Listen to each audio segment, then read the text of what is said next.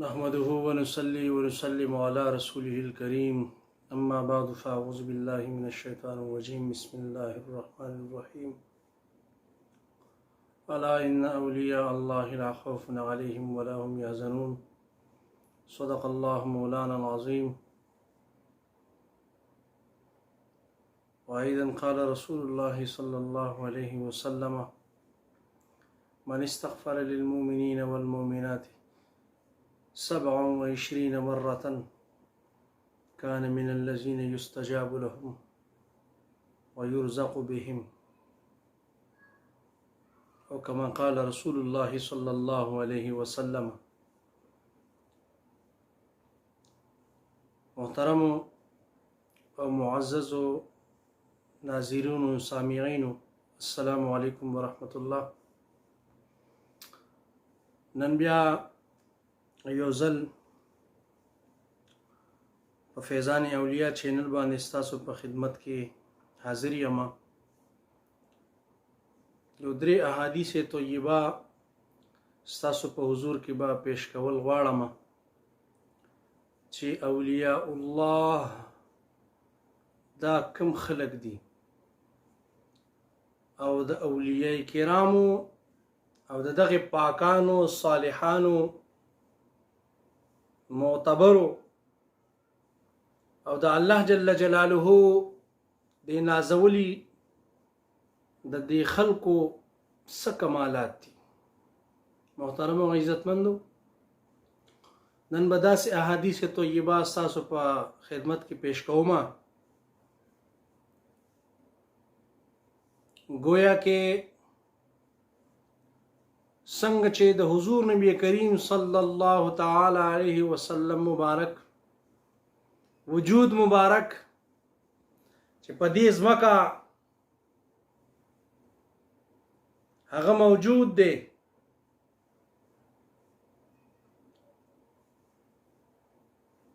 نو دغه شان د دغه وجود مسعود و د محبوب علیه السلام مبارک د وجود په برکت باندې الله جل جلاله په فضل سره په دې امت باندې عذاب نشي راتلی.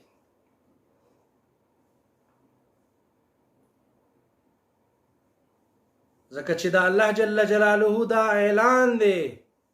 چې ما کان الله ليعذبهم وانت فيهم، چې دا الله جل جلاله دا شان نه دی چې دوی له عذاب ورکړي په داسې حال کې چې یا رسول الله تاسو په دې کې موجود یې. نو حضور نبی کریم صلی الله تعالی علیه وسلم یو وجود ظاهری دی او یو باطینی دی. د محبوب علیه السلام مبارک فیض او د محبوب علیه السلام مبارک کمالات او د هغوی د روحونه اکتساب فیض دا به تر قیامت پورې جاری او ساری. عزتمند دغه شان د اولیاء کرامو دا وجود مبارک دا هم داسې دی چې تر کوم وخت پورې اولیاء کرام موجود وي نو الله جل جلاله دا فیصله ده چې زه به دوی له عذاب ورنکم. ځکه زه ستاسو په حضور کې دا حدیث پیش کوم. دا حدیث شریف امام دیلمی رحمه الله په فردوس الاخبار کې جلد نمبر 3 او پاڼه دا 4,400 پاڼه ده، په دې باندې دا حدیث درج دی. او دغه شان امام بهقی رحمه الله په شعب الایمان شریف کې د سیدنا انس ابن مالک رضی الله تعالی عنہ نه دا را نقل کړي. حدیث شریف دا دی چې رب العزت جل جلاله فرمایي، وایي دا حدیث قدسی شریف دی. حضور نبی کریم صلی الله علیه وسلم فرمایي چې رب لم یزل ولا یزال فرمایي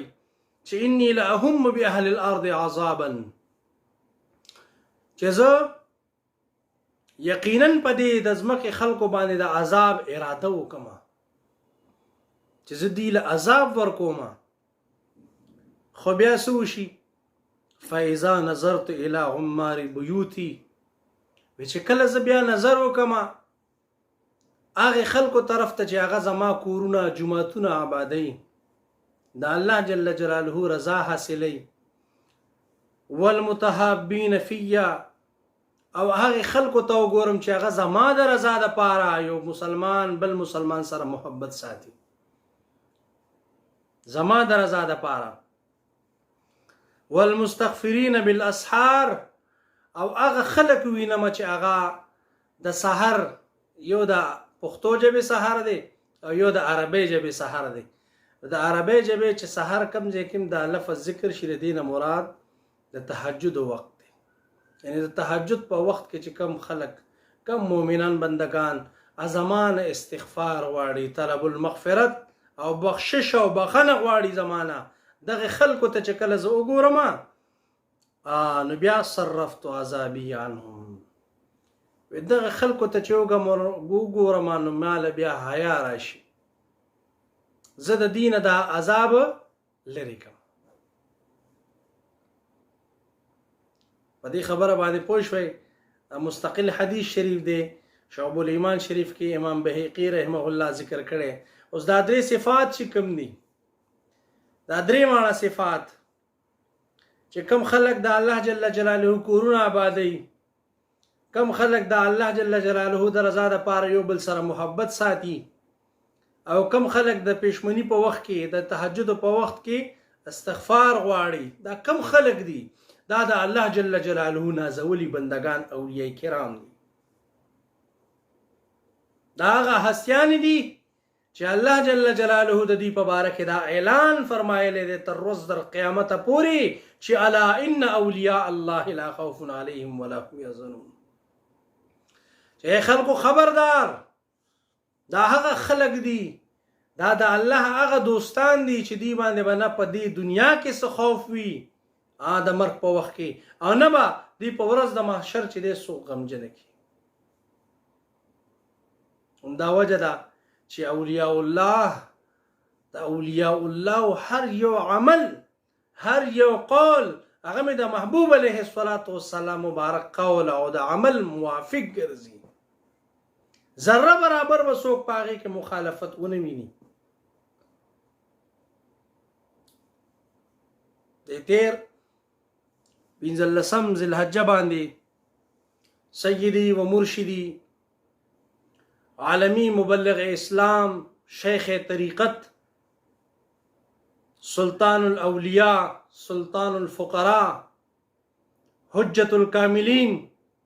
سند الواصلین الفرد الكامل القطب الواصل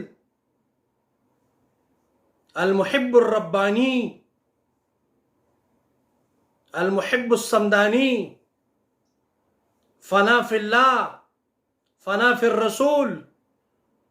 فنا في الشيخ سيدي ومرشدي فقير رحمت کریم صاحب رضی اللہ تعالی عنہ ورضی عنا به دے مبارک دنیا نے پردو فرمایلا دے مبارک داسی یو هستی وا د 1944 نه واخلې تر دغه تیر 15 ذی الحجې پورې د دوی 8 کاله عمر وو او ما خپل الحمدلله صاحب مبارک سره حضرت صاحب سره 15 کاله په طریقت کې تیر کړل او ما ته خپل به ذات دا فرمایلی چې دومره چې کم ژوند ما تیر کو حالانکه هغه ته عذرم وو د ګرځېدو وې څومره عمر چې ما تیر کو دی عمر کې ما باندې څوک دا نشي ثابتولی چې ما هغه کې د شریعت نوک برابر هم مخالفت کړی وي دا هغه کرامت ته چې سیدنا جنید بغدادي رضی الله تعالی عنہ مبارک سره یو سړی د مریدۍ په نیت راغی ډېره زمانه ور سره تیره کا بیا ته روان شو هغه مبارک ورته وی ته زمانه ولې ځې قربان زه خو دې دپاره راغلی یم چې تاسو د الله دوست یې، تاسو نه به د کراماتو صدور کېږي، کرامات به در نه صادرېږي، زه به یې ووینم. نو سیدنا جنید بغدادي رضی الله تعالی عنه مبارک ورته وفرمایل چې د دې نه باندې بل کرامت شته چې ما په دې دومره وخت کې تا داسې یو عمل لیدلی دی چې هغه مې د حضور نبی کریم صلی الله تعالی علیه وسلم نه نوي صادر شوی یا هغې حکم نوي کړی او ما هغه کړی وي. ذره برابر مخالفت تا کله لیدلی دی وی چې نه، وی دا استقامت په شریعت باندې، الاستقامت فوق الکرامه، استقامت دا په کرامت باندې انتها درجه فضیلت لري. او دغه فضیلت د سیدنا جنید بغدادي رضی الله تعالی عنہ،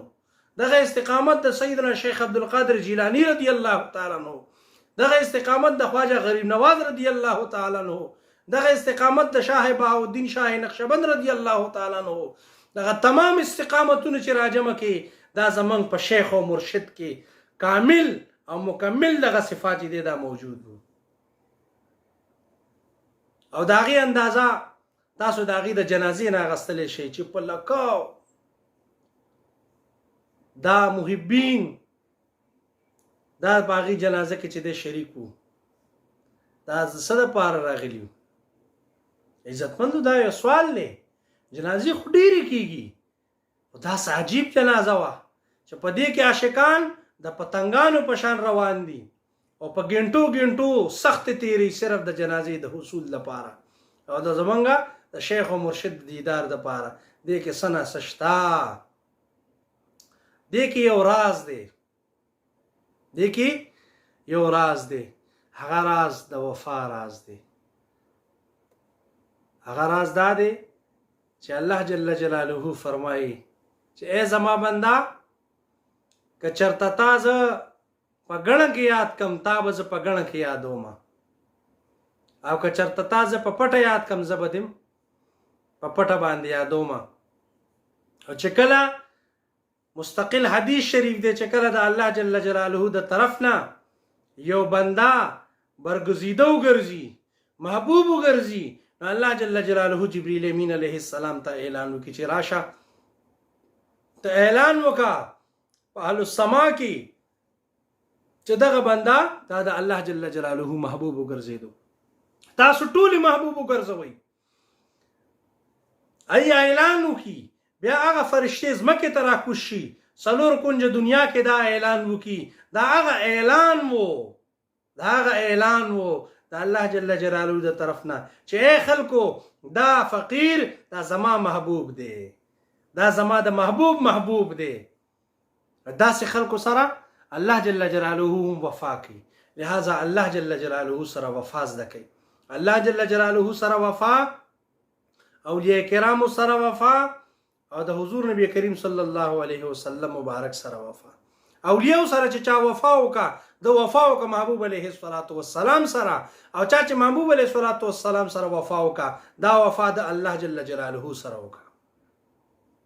همدا وجه ده چې الله جل جلاله باندې دغه اولیاء کرام ډیر ګران دي، عزتمندو. بل مستقل حدیث شریف دی چې حضور نبی کریم صلی الله تعالی علیه وسلم فرمایي چې ان الله لا يدفع بالمسلم الصالح عن 100 اهل بیت من جیرانه البلاء. دا حدیث شریف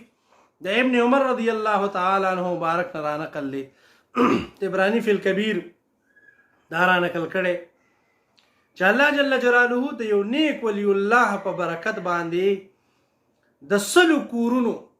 غیر چاپیره چې کم د په گاوند کې سل کورونه دي دا غینه بلاګانی وشته. څومره لوی فضیلت ته، څومره لوی برکت ته چې الله جل جلاله دی ولی الله لور کړی وي. لہذا عزتمندو دا الله جل جلاله دوستانو سره محبت پرې نږدې چې کوم ځای کې هم دا الله جل جلاله دوستان وي هغوی له ځان رسوئ، د هغې نه بیعت وکئ، او د هغې چې کوم د الله جل جلاله د یاد کم اسکار درکوي دغې اسکارو باندې پابندي وکئ، او د کاملانو ملګرتیا وکئ. دغه ملګرتیا دلته به هم په کار راځي او په ورځ د قیامت به هم په کار راځي. واخر دعوایا ان الحمد لله.